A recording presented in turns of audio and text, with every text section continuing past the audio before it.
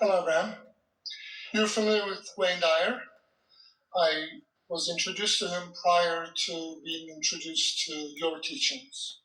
Many people were ready for him before they were ready for us. Yeah, I was really happy when he croaked. And the reason is I always had this wisdom. I was born with this. I took a lot of abuse because I know what you teach for a long time with non-receptive people. And I always had a feeling, and this is my worthiness issue, that he was occupying my space. I used to do inspirational speaking. I took my shoes off, and then he took his shoes off. And people said, that's like Wayne Dyer. And it always kind of hurts my feelings in a way because we're separate people. So I stopped for a long time. And I do feel the calling from my inner being and from the people around me. They say it's time for you to take the stage. Well, we don't disagree with that, but we do disagree that there's a space that you are sharing. And that was your way of interpreting you're not being ready. And the thing that's most interesting about desire is that when you hold a desire and you're not lined up with it, and you witness someone else lined up with it and doing it, they're now receiving of what you're yearning for, reaching for but not allowing, can make you feel uncomfortable. If your desire is for some particular success, which you have not yet gotten into the place where you're allowing yourself, and you see someone else living it, we can see how you'd say they're getting my share, or at a minimum just resenting the fact that they figured out their way to it while you haven't yet.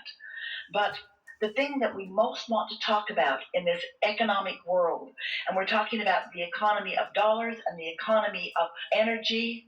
The balance of energy is just like the balance of dollars. It's in and out and in and out and in and out, and what you're allowing in. The shortage consciousness is about this belief that there is a finite pie or space, and that we're sharing it with each other. And if you're getting too big of a piece of it, then you're depriving me of my piece.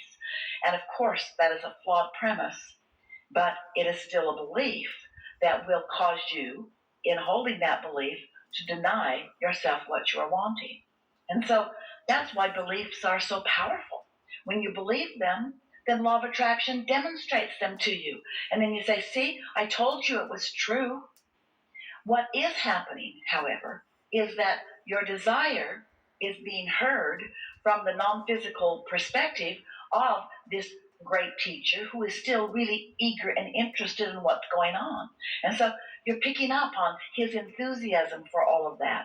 He is not saying to you, I stepped aside so you can take the stage. He is saying to you, there was always room for you on my stage, and what's even more fun is when you create your own stage.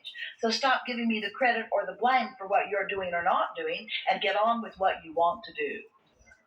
I learned to write. I can't create emotions within my body, as in, I can jump. Because emotions are response to vibrational mix. So you can focus thoughts that create emotions. I feel like I can create emotions without having a thought, so I can go. You can't. Cannot.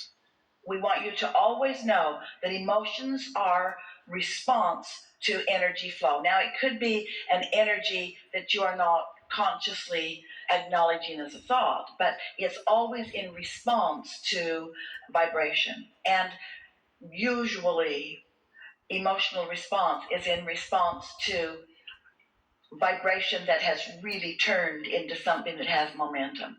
You usually do not have an emotional response until there is some momentum in the thought that is combining with the thought. Got it. When you really, really want something, you've heard this so many times, it will come out of your mouth on stage often. If somebody you did not know said to you, hello, called you on the phone, you don't know me, I'm just calling to tell you I'll never call you again, you'd say, okay.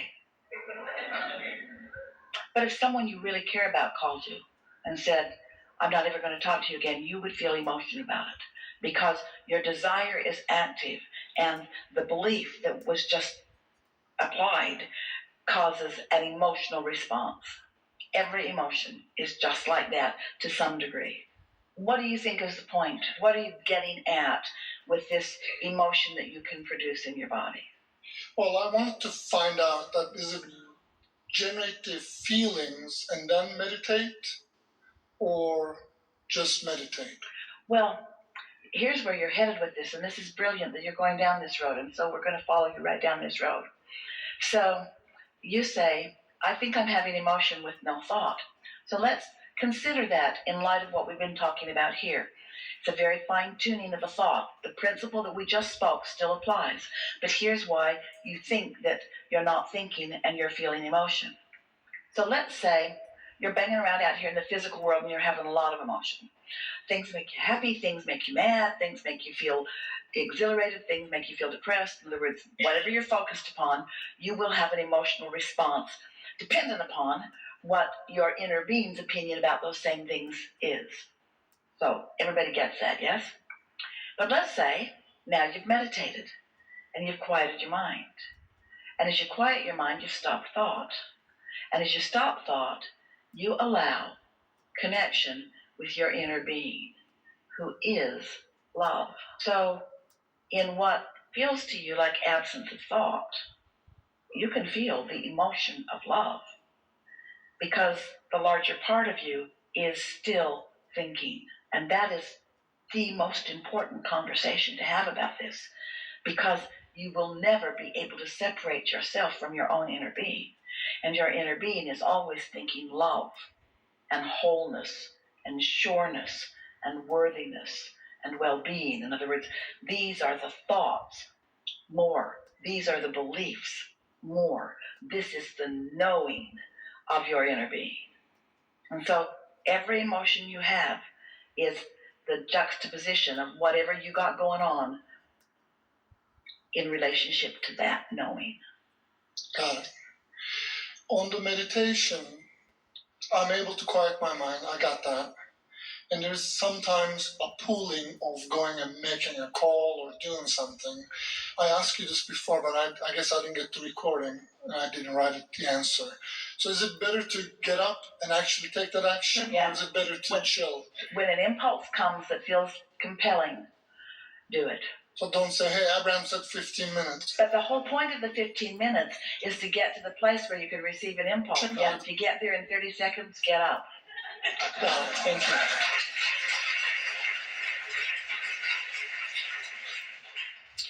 On one of the early recordings, you said, if I heard you correctly, the reason that we suggest meditation because you humans are not really good at pure positive thought. Well, we said it nicer than that. That's what we meant. Abraham, human. It's easier to teach you to have no thought than to have pure positive thought, because law of attraction won't let you let go of what you've got going on right now. But what is pure positive thought? Pure positive thought is the one you get in meditation when there's no resistance. That's that pulling. Pure positive thought is a knowing of your value without any contradiction to it. A knowing of love without any contradiction to it. It's desire without the yearning. Pure positive energy is connection to source. Am I understand this correctly? There is vibration, then there's a thought, and there's an emotion, All right. and then verb.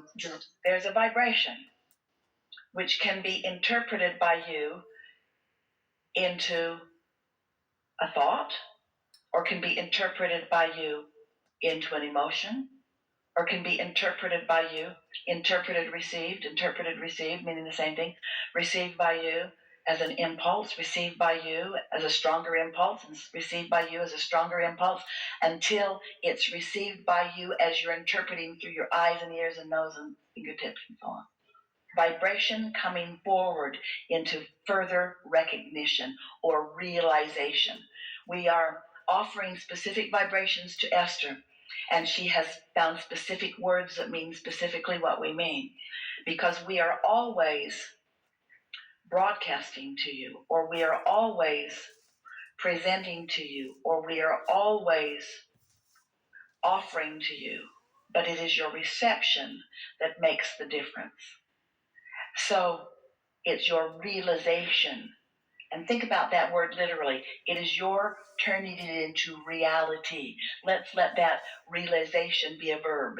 It is vibrations being turned into reality, realization, interpretation.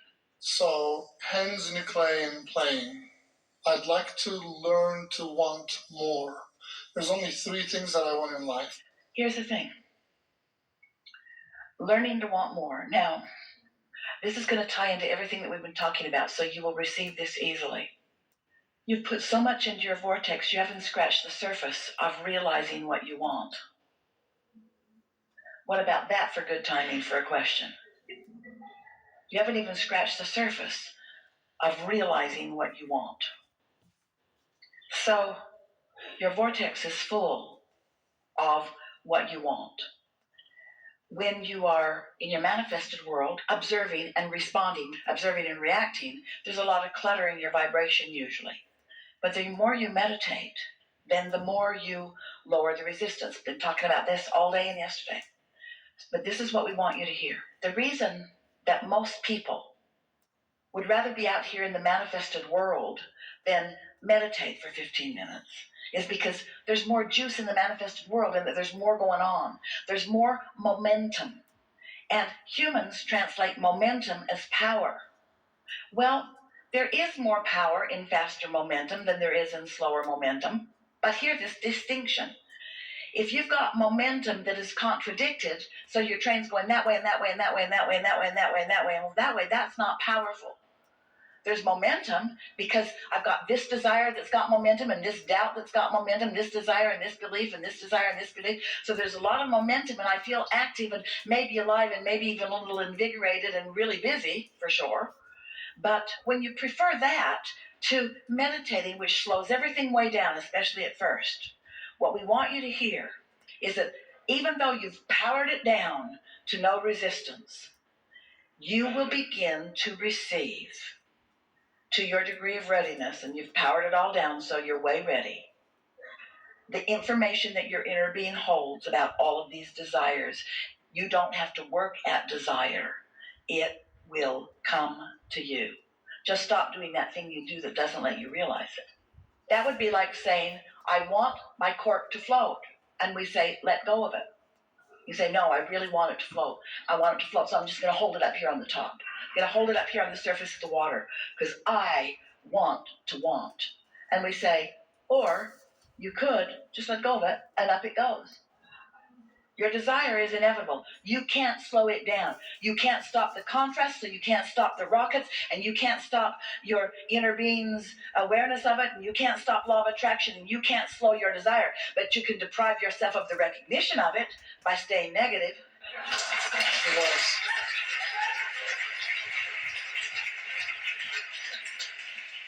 What powers you? Meaning you said you offer blocks of thought from my human brain. It means there is a source of power. Ready for this? It's you. It's the part of us that is you, because we are all self-perpetuating, because we are eternal. Isn't it a nice